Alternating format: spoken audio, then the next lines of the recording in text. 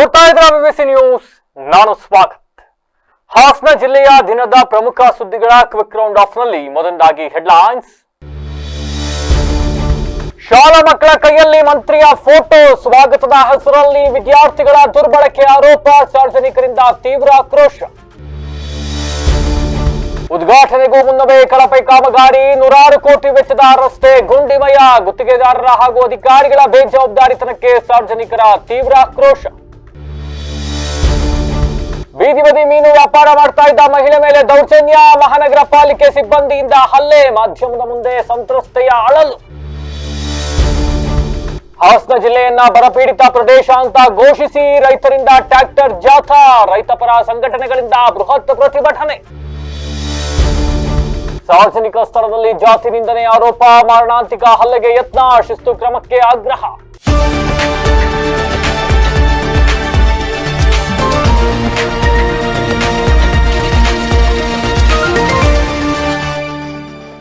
ವಾರ್ತೆಗಳ ವಿವರ.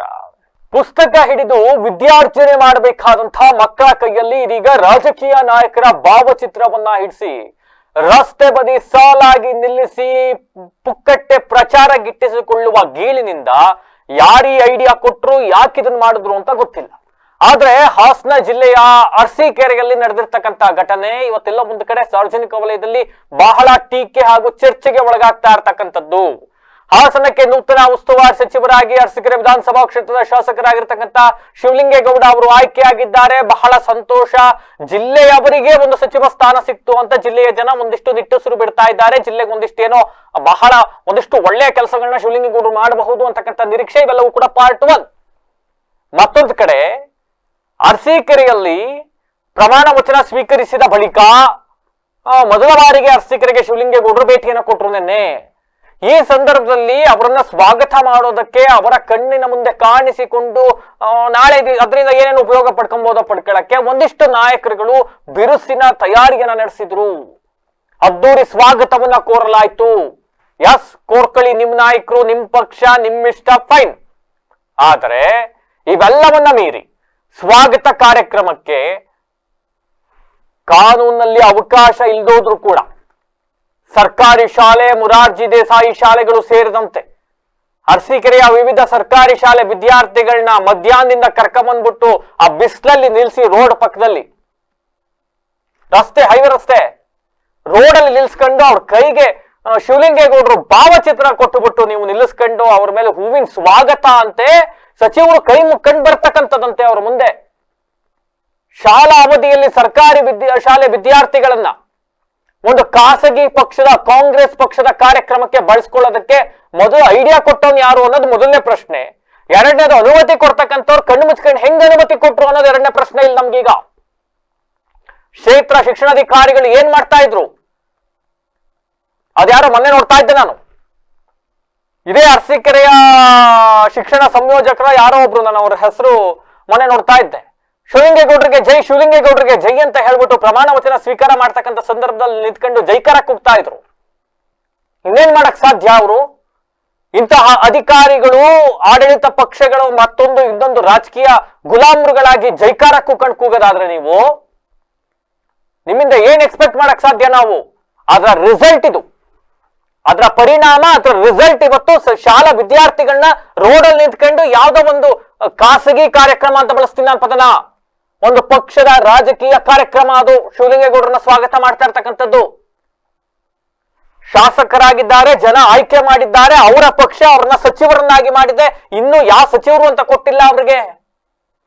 ದೇಶಕ್ಕೋಸ್ಕರ ಯುದ್ಧ ಮಾಡಿ, ದೇಶಕ್ಕೋಸ್ಕರ ಹೋರಾಡಿ ಬಂದಿದ್ದಾರೆ ಶಿವಲಿಂಗೇಗೌಡರು. ಅಥವಾ ರಾಷ್ಟ್ರ ಮಟ್ಟದ ಪ್ರಶಸ್ತಿ ತಗೊಂಡು ಜಿಲ್ಲೆಯ ಕೀರ್ತಿ ಪತಾಕೆಯನ್ನ ಅಂತಾರಾಷ್ಟ್ರೀಯ ಮಟ್ಟದಲ್ಲಿ ಹಾರಿಸಿ ಬಂದಿದ್ದಾರಾ?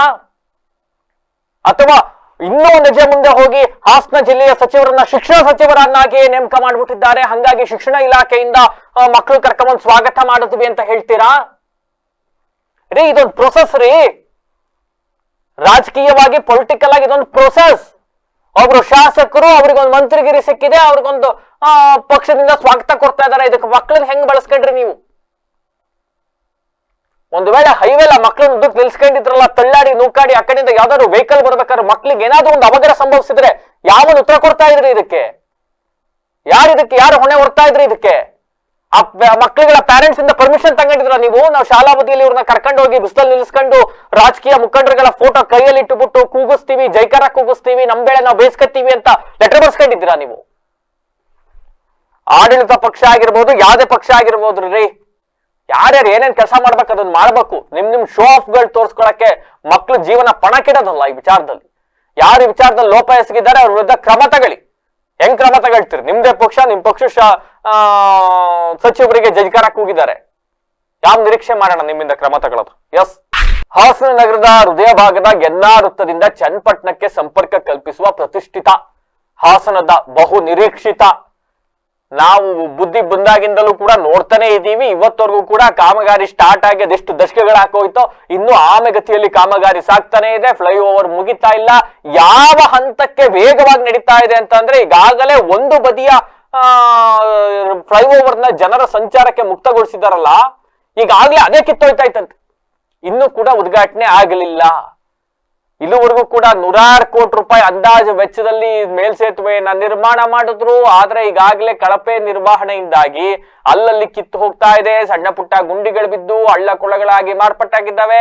ಇನ್ನು ಅಧಿಕೃತವಾಗಿ ಉದ್ಘಾಟನೆ ಕಾಣದ ಮೇಲ್ಸೇತುವೆಯಲ್ಲಿ ಈ ರೀತಿಯ ದುಸ್ಥಿತಿ ನಿರ್ಮಾಣ ಆಗಿರ್ತಕ್ಕಂಥದ್ದು ಗುತ್ತಿಗೆದಾರರು ಹಾಗೂ ಸಂಬಂಧಪಟ್ಟ ಇಲಾಖೆ ಅಧಿಕಾರಿಗಳ ಕಳಪೆ ಕಾಮಗಾರಿ ಮತ್ತೆ ಬೇಜವಾಬ್ದಾರಿತನಕ್ಕೆ ಹಿಡಿದ ಕೈಗನ್ನಡಿ ಅಂತ ಜನ ಹೇಳ್ತಾ ಇದ್ದಾರೆ.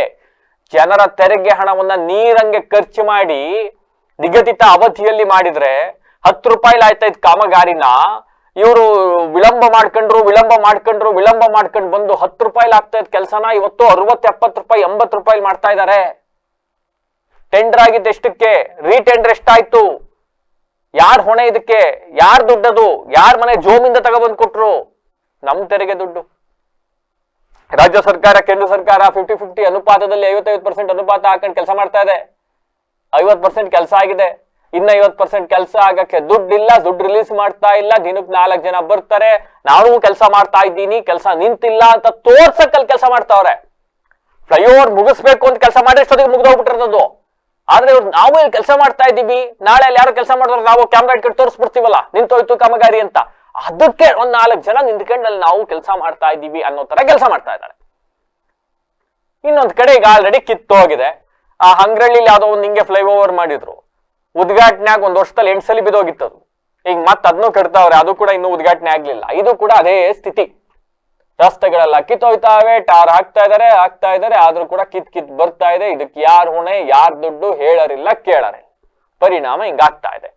ಈ ಕೂಡಲೇ ಎಚ್ಚೆತ್ತುಕೊಂಡ ಜಿಲ್ಲಾಡಳಿತ ಹಾಗೂ ಸಂಬಂಧಪಟ್ಟ ಅಧಿಕಾರಿಗಳು, ಜನಪ್ರತಿನಿಧಿಗಳು ಇಲ್ಲಿಗೆ ಬರಬೇಕು, ತಪಾಸಣೆ ನಡೆಸಬೇಕು, ಲೋಪದೋಷಗಳು ಏನಿದ್ದಾವೆ ಸರಿಪಡಿಸಬೇಕು ಅಂತ ಜನ ಒತ್ತಾಯಿಸಿದ್ದಾರೆ. ಇಲ್ಲ ಅಂದ್ರೆ ಉಗ್ರ ಹೋರಾಟ ಮಾಡ್ತೀವಿ ಅಂತಕ್ಕಂಥ ಎಚ್ಚರಿಕೆಯನ್ನು ಆಗ್ರಹಿಸಿದ್ದಾರೆ. ಆಯ್ತು ಬಂಧುಗಳೇ, ಏನು ಹಾಸನ ಜಿಲ್ಲೆಯ ಹಾಸನ ನಗರದ ಹೃದಯ ಭಾಗದಲ್ಲಿರ್ತಕ್ಕಂತಹ NR ಸರ್ಕಲ್ನಲ್ಲಿ ಸಂಪರ್ಕಿಸಿದಂತಹ ಕೋರ್ಟು ಸಂಪರ್ಕಿಸಿದಂಥ ರಸ್ತೆ ಏನಿದೆ ಫ್ಲೈಓವರು, ಈ ಫ್ಲೈಓವರು ಹಾಸನ ಜಿಲ್ಲೆಯ ಬಹುದಿನಗಳ ಕನಸು ಆಗಿತ್ತು. ಈ ಒಂದು ಸಾರ್ವಜನಿಕರ ಅನುಕೂಲಕ್ಕೆ ಅಂತ ಹೇಳಿ ಒಂದು ವೇನಲ್ಲಿ ರಸ್ತೆಯನ್ನು ಮಾಡಿ ಮತ್ತೊಂದು ರಸ್ತೆಯನ್ನು ಕಾಮಗಾರಿಯನ್ನು ಪ್ರಾರಂಭ ಮಾಡಿದರು.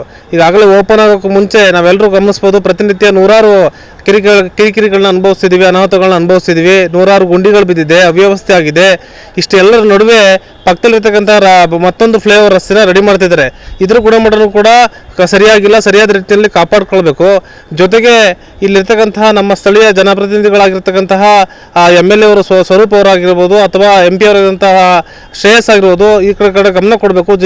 ಜಿಲ್ಲಾಧಿಕಾರಿಗಳು ಈ ಕಡೆ ಗಮನವಹಿಸಿ ಗುಣಮಟ್ಟದ ಕಾಮಗಾರಿಯನ್ನು ಮಾಡಲಿಕ್ಕೆ ಒತ್ತು ಕೊಡಬೇಕು. ಜೊತೆಗೆ ಸಾರ್ವಜನಿಕ ಆಗಿರ್ತಕ್ಕಂಥ ಅನಾನುಕೂಲಗಳನ್ನ ಸರಿಪಡಿಸಬೇಕು ಅಂತ ಹೇಳಿ ಈ ಮೂಲಕ ಒತ್ತಾಯವನ್ನು ಮಾಡ್ತಾ ಇದ್ದೀನಿ. ನನ್ನ ಹೆಸರು ರಾಮು ಅಂತ, ಸಾಮಾಜಿಕ ಹೋರಾಟಗಾರ. ನಾನು ತೋಟೇಶ್ ಅಂತೇಳಿ ನಿಟ್ಟೂರು. ಏನು NR ಸರ್ಕಲಿಂದ ಕೋರ್ಟ್ ರಸ್ತೆ ಫ್ಲೈಓವರ್ ಇದೆ, ಹೊಸ ಬಸ್ ಸ್ಟ್ಯಾಂಡಿಗೆ ಫ್ಲೈಓವರ್ ಇದೆ.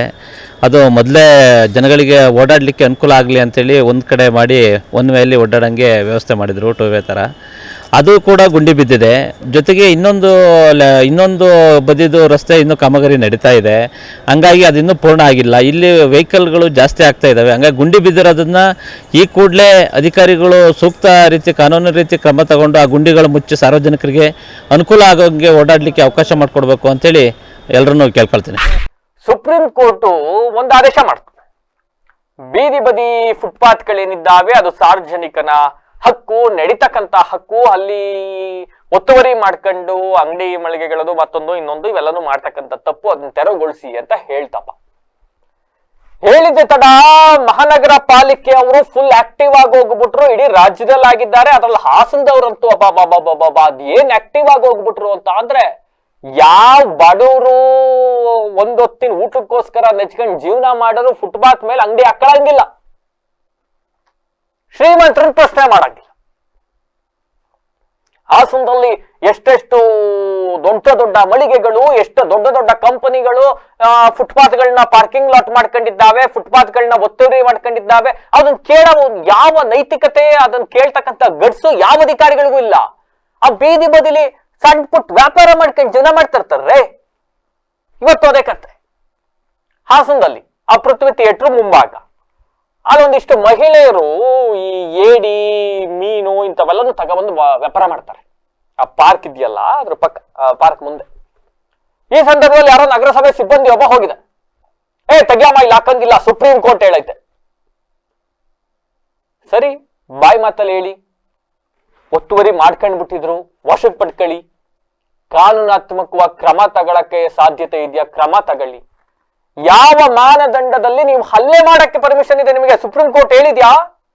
ಫುಟ್ಪಾತ್ ಮೇಲೆ ವ್ಯಾಪಾರ ಮಾಡ್ತಾ ಇದ್ರೆ ಬೀದಿ ಬದಿ ವ್ಯಾಪಾರಿಗಳನ್ನ ಹೊಡೆದು ಸಾಯಿಸಿ ಫುಟ್ಪಾತ್ ನ ತೆರವುಗೊಳಿಸ್ಬಿಡಿ ಅಂತ ಯಾರ್ರಿ ಆದೇಶ ಮಾಡಿದಾರ? ತರ ಪಾಪ ಜೀವನೋಪಾಯಕ್ಕೋಸ್ಕರ ದಿನಕ್ಕೆ 1 hour 2 hour ಅಲ್ಲಿ ನಿಂತ್ಕೊಂಡು ವ್ಯಾಪಾರ ಮಾಡ್ತಾರೆ ಕುತ್ಕೊಂಡು. ಹೊಳೆನರಸೀಪುರ ಭಾಗದಲ್ಲಿ ಕೆರೆ ಕಟ್ಟಲ್ಲಿ ಬರ್ತಕ್ಕಂಥ ಏಡಿ ಇಂಥವೆಲ್ಲ ತಗೊಂಡ್ಬಂದು ವ್ಯಾಪಾರ ಮಾಡ್ತಕ್ಕಂಥ ಮಹಿಳೆ ಮೇಲೆ ರಕ್ತ ಬರತರ ಹಲ್ಲೆ ಮಾಡ್ತೀರಿ ಅನ್ನೋದಾದ್ರೆ ನೀವು ಸಿಬ್ಬಂದಿಗಳು ಡಿಕ್ಟೇಟರ್ಶಿಪ್ ನಡೆಸ್ತಾ ಇದ್ದೀರಾ ಇಲ್ಲಿ? ಆಯ್ತ್ರಪ್ಪ, ನೀವು ನಿಮ್ ಪೌರುಷ ಯಾಕೆ ಬಡವ್ರ ಮೇಲೆ ಯಾಕೆ? ಕೇಳೋರು ಯಾರು ಇಲ್ಲ ಅಂತನಾ? ಯಾರು ಇವ್ರ ಪರವಾಗಿ ನಿಲ್ಲೋದಿಲ್ಲ ಅಂತನಾ? ಇದೇ ಹೋಗಿ ದೊಡ್ಡ ದೊಡ್ಡ ರಿಲಯನ್ಸ್ ಸ್ಮಾರ್ಟ್, ಮತ್ತೊಂದು ಸ್ಮಾರ್ಟ್, ಇನ್ನೊಂದು ಮಗದೊಂದು ಜ್ಯುವೆಲರಿ ಶಾಪ್ಗಳು ಅವ್ರ ಅಪ್ಪನ ಮನೆ ಆಸ್ತಿ ಅನ್ನಂಗೆ ಬ್ಯಾರಿಕೇಡ್ ಹಾಕೊಂಡು ಜನ ಓಡಾಡಕ್ಕೆ ಬಿಡ್ದಂಗೆ ಮಾಡ್ಕೊಂಡಿರ್ತಾರಲ್ಲ, ಅಲ್ಲೋಗಿ ಪ್ರಶ್ನೆ ಮಾಡಿ. ಹೈ ಇನ್ಫ್ಲೂಯೆನ್ಸ್ ಇರುತ್ತಲ್ಲ, ಬೇರೆಯವರಿಂದ ಫೋನ್ ಮಾಡಿಸ್ತಾರಲ್ಲ, ಹಂಗಾಗಿ ಅಲ್ಲಿ ಮಾತಾಡೋದಿಲ್ಲ, ಇಲ್ಲಿ ಬಂದು ಬಡವ್ರ ಮೇಲೆ ಹಲ್ಲೆ ಮಾಡೋದು. ಆಮೇಲೆ ಆ ಜಾಗದಲ್ಲಿ ಅಲ್ಲಿ ಯಾರೋ ಸಿಬ್ಬಂದಿ ಇದಾರಲ್ಲ, ಕ್ಲಾಸ್ 1 ಆಫೀಸರ್ ಅಲ್ಲ ಆತ. ಪಾಪ ಅಲ್ಲಿ ದಿನನಿತ್ಯ ಆತನೂ ಕೂಡ ಬಹಳ ಬಡಸ್ತನದಲ್ಲೇ ಜೀವನ ಮಾಡ್ತಾರೆ. ಅವನಿಗೆ ಗೊತ್ತು ಅಲ್ಲಿಯ ಪರಿಸ್ಥಿತಿ ಹೆಂಗೆ ಅಂತ. ಯಾವುದೋ ಒತ್ತಡಕ್ಕೆ, ಯಾವುದೋ ಮರ್ಜಿಗೊಳಗಾಗಿ ಆ ಬಡವ್ರ ಮೇಲೆ ಹಲ್ಲೆ ಮಾಡ್ಬಿಟ್ಟು ನೀವು ಕಳಿಸ್ತೀರಿ ಅನ್ನೋದಾದ್ರೆ ಇದು ಮಾನವ ಹಕ್ಕುಗಳ ಉಲ್ಲಂಘನೆ. ಗೊತ್ತಾಗಿರ್ಲಿ, ನಿಮ್ಗೆ ಗೊತ್ತಿರ್ಬೇಕಿದು. ಒಬ್ಬ ಮಹಿಳೆ ಮೇಲೆ ಹಲ್ಲೆ ಮಾಡಿ ರಕ್ತ ಬರ್ತಾರ ಹಲ್ಲೆ ಮಾಡಿದ್ದೀರಿ ಅಂತ ಅಂದ್ರೆ ನೀವೊಬ್ಬ ಸರ್ಕಾರಿ ನೌಕರ ಆಗಿ ಯಾರು ಪ್ರಶ್ನೆ ಮಾಡೋದಿಲ್ಲ ಅಂತಾರ? ಆಯ್ತಪ್ಪ, ಅಲ್ಲಿ ಫುಟ್ಪಾತ್ ಮೇಲೆ ಹಾಕೊಂಡಿದ್ದಾರೆ ಅವರು, ಫುಟ್ಪಾತ್ ಮೇಲೆ ಹಾಕೊಳ್ಳೋದು ತಪ್ಪು, ಸುಪ್ರೀಂ ಕೋರ್ಟ್ ಆದೇಶ ಇದೆ. ಅದ್ ಹಿಂದ್ಗಡೆ ಅಷ್ಟು ಜಾಗ ಇದೆಯಲ್ಲ, ಹೇಳಿ ಬಿಡ್ಸಿ ಹೇಳಿ. ಬಡವರು ಅನಕ್ಷರಸ್ಥರು ಗೊತ್ತಾಗೋದಿಲ್ಲ, ಹೇಳಿ ಅವ್ರಿಗೆ, ಅಮ್ಮ ಅಲ್ಲಿ ಹಿಂದ್ಗಡೆ ಜಾಗ ಇದ್ದಿಲ್ಲಮ್ಮ, ಹಿಂದಕ್ಕೆ ಹಾಕೊಳ್ಳಿ, ಇಲ್ಲಿ ಜನ ಓಡಾಡ್ಬೇಕು. ಹೇಳ್ರಿ, 1 ದಿವಸ ಅಲ್ದವ್ರು, 2 ದಿವಸ ಅಲ್ದವ್ರು, 3 ದಿವಸ ಹೇಳಿ, ಎಜುಕೇಟ್ ಮಾಡಿ. ಅದನ್ನ ಬಿಟ್ಬಿಟ್ಟು ಓಡಿಸ್ಬಿಡ್ತೀವಿ ಅಂತ ಅಂದ್ರೆ ಎಸ್ ನೋಡಿ ಆ ಮಹಿಳೆ ಮಾತಾಡ್ತಕ್ಕಂಥದ್ನ. ಅಲ್ಲ, ನೀವು ಅವ್ರು ಮಾತಾಡ್ಕೊಂಡು ಈ ತರ ಎಲ್ಲ ದೌರ್ಜನ್ಯ ಮಾಡ್ಬೋದು. ಆ ತರ ಹೊಡಿತಾರ? ಸುಂಕ ತಾತಾರಲ್ಲ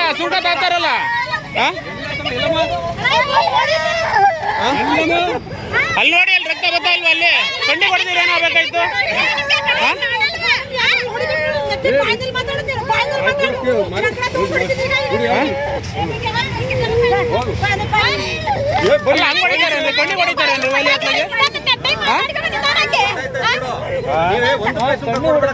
ಸುಂಕ ತಾತಾರಲ್ಲ, ಮತ್ತೆ ಹೇಳ್ಬೇಕು ಸುಂಕ ತಾಳಕ್ಕೆ ಇದ್ ಮಾಡಕ್ಕೆ.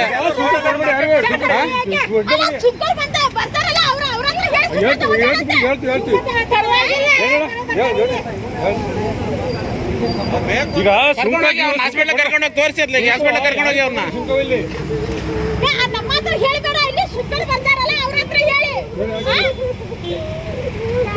ಅವ್ರು ಕರ್ಕೊಂಡೋಗ್ರಿ, ಹಾಸ್ಪಿಟ್ಲ್ ಕರ್ಕೊಂಡೋಗಿ ತೋರಿಸ್ರಿ, ಅವ್ರನ್ನ ಕರ್ಕೊಂಡೋಗ್ರಿ ಹಾಸ್ಪಿಟ್ಲಿಗೆ.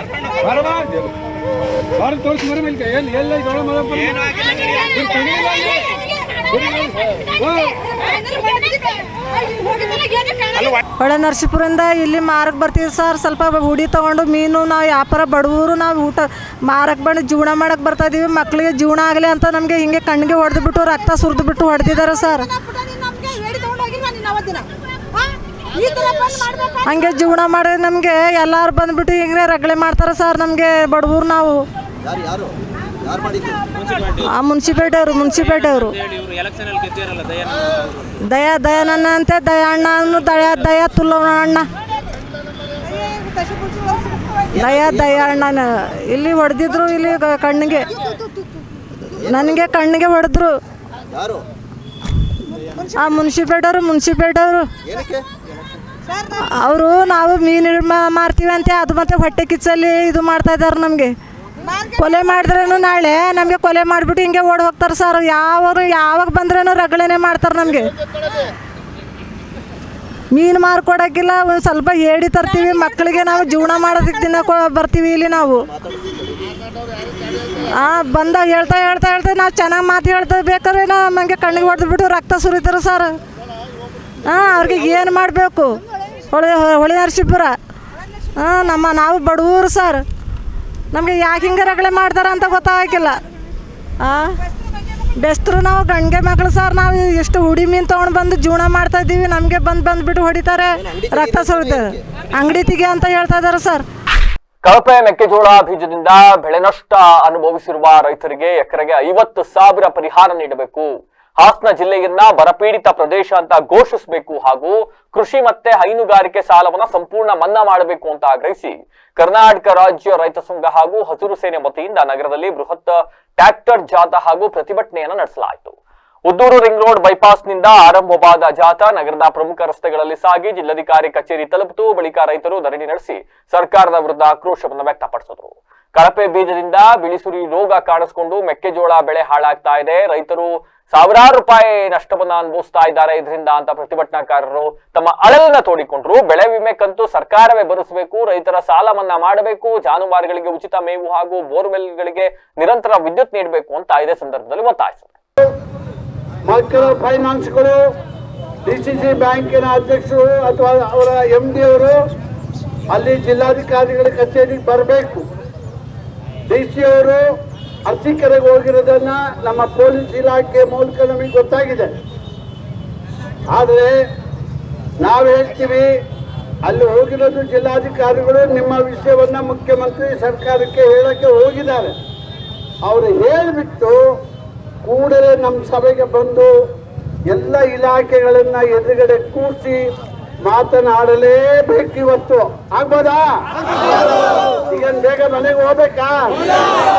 ಆಗಿದ್ದ ಮೇಲೆ ಜಿಲ್ಲಾಧಿಕಾರಿಗಳು ಸರ್ಕಾರದ ಸಭೆಯನ್ನು ಅರಸೀಕೆರೆಯಲ್ಲಿ ಮುಗಿಸಿ ಅಲ್ಲಿಂದ ಬಂದು ನಮ್ಮ ಅಹವಾಲು ಕೇಳೋವರೆಗೆ ನಾವು ಜಿಲ್ಲಾಧಿಕಾರಿಗಳ ಆವರಣವನ್ನು ಬಿಟ್ಟು ಕದಲುವುದಿಲ್ಲ. ಆಗ್ಬೋದಾ? ಹೇಳಿ ನೋಡೋಣ. ರಾಜ್ಯದಾದ್ಯಂತ ಮಳೆಗಾಲ ಇಲ್ಲದೇ ಇರೋದ್ರಿಂದ ರೈತರ ಸಂಕಷ್ಟಕ್ಕೆ ಬರುವಂತ ಒಂದು ಸನ್ನಿವೇಶ ಇವತ್ತು ಜಾರಿಯಾಗಿದೆ. ಅದರಲ್ಲಿ ವಿಶೇಷವಾಗಿ ಹಾಸನ ಜಿಲ್ಲೆಯಲ್ಲಿ ಇವತ್ತು ಅತ್ಯಂತ ಬರಗಾಲ ಇವತ್ತು ಎದ್ದು ಕಾಣ್ತಾ ಇದೆ. ಒಂದು ಕಡೆ ಇನ್ನು ಅರ್ಧಕ್ಕರ್ಧಷ್ಟು ಜನ ಇವತ್ತು ಬೀಜವನ್ನು ಬಿತ್ತಲಿಕ್ಕೆ ಆಗಿಲ್ಲ. ಎರಡನೇದಾಗಿ ಬೀಜವನ್ನು ಬಿತ್ತಿರುವಂತದ್ದು ಹುಟ್ಟಿಲ್ಲ. ಆಕಸ್ಮಿಕವಾಗಿ ಹುಟ್ಟಿದ್ರು ಕೂಡ ಇವತ್ತು ಜೋಳ ಮತ್ತೊಂದು ಎಲ್ಲವೂ ಕೂಡ ಇವತ್ತು ಬಿಳಿಸುವ ರೋಗಕ್ಕೆ ಬಲಿಯಾಗಿ ಇವತ್ತು ರೈತರು ಅತ್ಯಂತ ಸಂಕಷ್ಟಕ್ಕೆ ನೀಡಿರುವಂತ ಸನ್ನಿವೇಶ ಇವತ್ತು ಹಾಸನ ಜಿಲ್ಲೆಯಲ್ಲಿ ಬಂದಿರುತ್ತದೆ. ಇವತ್ತು ಇಡೀ ಹಾಸನ ಜಿಲ್ಲೆಯ ರೈತರು ಎಚ್ಚೆತ್ತುಕೊಳ್ಬೇಕಾಗಿದೆ. ರಾಜ್ಯ ಸರ್ಕಾರಕ್ಕೆ ಒತ್ತಡ ಮಾಡೋ ಮುಖಾಂತರ ಹಾಸನ ಜಿಲ್ಲೆಯನ್ನ ಬರಪೀಡಿತ ಪ್ರದೇಶವನ್ನು ಘೋಷಣೆ ಮಾಡೋ ಮುಖಾಂತರ ಇರಲ್ಲ. ಆ ದುಡ್ಡೆಲ್ಲ ನಿಮ್ಮ ಹೆಂಗಸಿಗೆ ಸಂಬಳ ಕೊಡೋದು, ಗಂಡಸರು ಕುಡಿತೀರಿ, ಆ ದುಡ್ಡಲ್ಲಿ ದುಡ್ಡನ್ನು ಯಾರಪ್ಪನ ಮನೆಯಿಂದ ಕೊಡಲ್ಲ ಅವರು. ನೀವು ದಿನ ಎಷ್ಟು ಶರಾಬ್ ಅಂಗಡಿಯಲ್ಲಿ ಖರೀದಿ ಮಾಡ್ತೀರೋ ಆ ದುಡ್ಡನ್ನ ನಿಮಗೆ ಪುಕ್ಕಟ್ಟೆ ಹಾಕಿ ನಿಮ್ಮ ಹೆಣ್ಮಕ್ಳಿಗೆ 2,000 ರೂಪಾಯಿ ಪುಕ್ಕಟ್ಟೆ ಕರೆಂಟು ಎಲ್ಲ ನಮ್ಮ ಗಂಡಸರು ಕುಡಿಯೋದ ಅದೇ ದುಡ್ಡಿಂದ ನಿಮಗೆ ಬರ್ತಾ ಇದ್ದೇವೆ ಹೊರತು ಯಾರು ಕೊಡ್ತಾ ಇಲ್ಲ. ಆಗೋದಾ? ಕುಡಿತೀರಾ? ನೀವು ಒಂದೇ ಒಂದು ತಿಂಗಳು ನೀವು ಶರಾಬು, ಬ್ರಾಂಡಿ, ವಿಸ್ಕಿ, ರಮ್ಮು, ಜಮ್ಮು ಕುಡಿಯೋದು ಬಿಡ್ರಿ, ನಿಮ್ಮ ಹೆಣ್ಮಕ್ಳಿಗೆ 8 ಆಣೆ ಬರಲ್ಲ ನಿಮ್ಮ ಮನೆ ಬಾಗಿಲಿ ದುಡ್ಡು.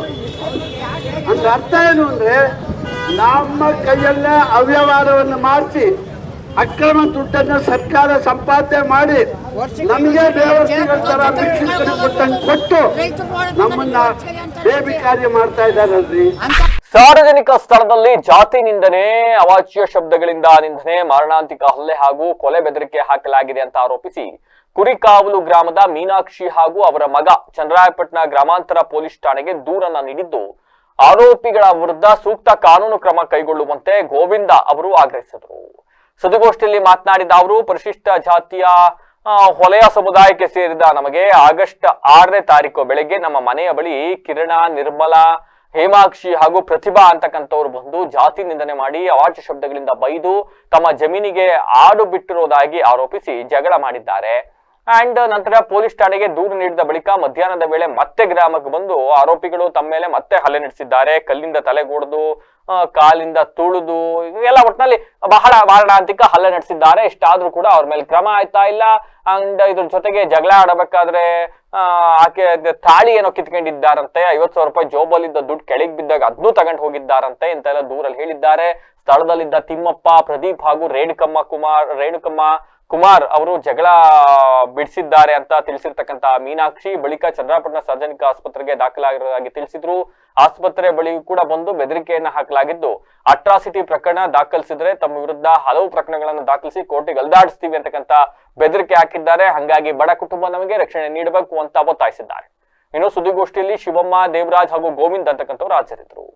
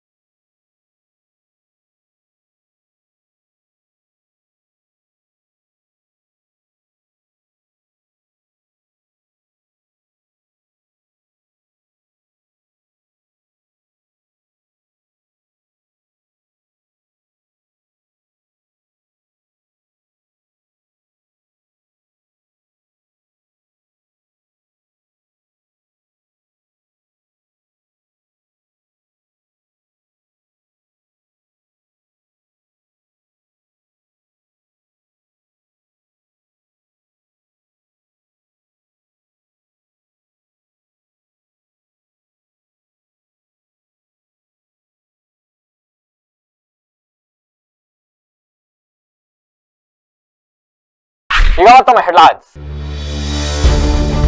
ಶಾಲಾ ಮಕ್ಕಳ ಕೈಯಲ್ಲಿ ಮಂತ್ರಿಯ ಫೋಟೋ, ಸ್ವಾಗತದ ಹೆಸರಲ್ಲಿ ವಿದ್ಯಾರ್ಥಿಗಳ ದುರ್ಬಳಕೆ ಆರೋಪ, ಸಾರ್ವಜನಿಕರಿಂದ ತೀವ್ರ ಆಕ್ರೋಶ. ಉದ್ಘಾಟನೆಗೂ ಮುನ್ನವೇ ಕಳಪೆ ಕಾಮಗಾರಿ, 100 ಕೋಟಿ ವೆಚ್ಚದ ರಸ್ತೆ ಗುಂಡಿಮಯ, ಗುತ್ತಿಗೆದಾರರ ಹಾಗೂ ಅಧಿಕಾರಿಗಳ ಬೇಜವಾಬ್ದಾರಿತನಕ್ಕೆ ಸಾರ್ವಜನಿಕರ ತೀವ್ರ ಆಕ್ರೋಶ. ಬೀದಿ ಬದಿ ಮೀನು ವ್ಯಾಪಾರ ಮಾಡ್ತಾ ಇದ್ದ ಮಹಿಳೆ ಮೇಲೆ ದೌರ್ಜನ್ಯ, ಮಹಾನಗರ ಪಾಲಿಕೆ ಸಿಬ್ಬಂದಿಯಿಂದ ಹಲ್ಲೆ, ಮಾಧ್ಯಮದ ಮುಂದೆ ಸಂತ್ರಸ್ತೆಯ ಅಳಲು. ಹಾಸನ ಜಿಲ್ಲೆಯನ್ನ ಬರಪೀಡಿತ ಪ್ರದೇಶ ಅಂತ ಘೋಷಿಸಿ ರೈತರಿಂದ ಟ್ರ್ಯಾಕ್ಟರ್ ಜಾಥಾ, ರೈತ ಪರ ಸಂಘಟನೆಗಳಿಂದ ಬೃಹತ್ ಪ್ರತಿಭಟನೆ. ಸಾರ್ವಜನಿಕ ಸ್ಥಳದಲ್ಲಿ ಜಾತಿ ನಿಂದನೆ ಆರೋಪ, ಮಾರಣಾಂತಿಕ ಹಲ್ಲೆಗೆ ಯತ್ನ, ಶಿಸ್ತು ಕ್ರಮಕ್ಕೆ ಆಗ್ರಹ. ಇದಾಗಿ ಹೊತ್ತಿನ ವಿಶೇಷ. ನಿರಂತರ ಸುದ್ದಿಗಾಗಿ ನೋಡ್ತಾ ಇರಿ ವಿವಿಸಿ ಟಿವಿ, ಸತ್ಯದ ಕಡೆ.